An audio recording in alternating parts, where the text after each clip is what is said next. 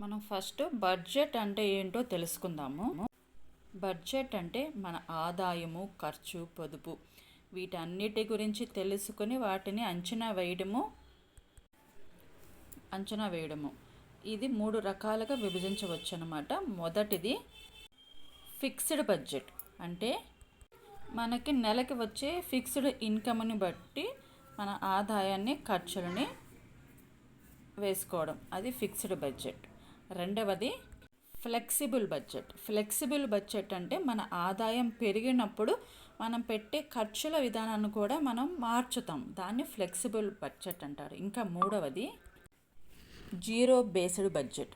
అంటే మనం పెట్టే ఖర్చు ముఖ్యమా కాదా అని నిశితంగా పరిశీలించుకొని వాటిల్లో అవసరమైన ఖర్చులకు మాత్రమే నిధులను కేటాయించుకోవడం. అంటే మనం ప్రయారిటీ ఇవ్వడం. చాలా రకాల బడ్జెట్లు ఉన్నాయి, అవి నెక్స్ట్ వీడియోలో డిస్కస్ చేద్దాము.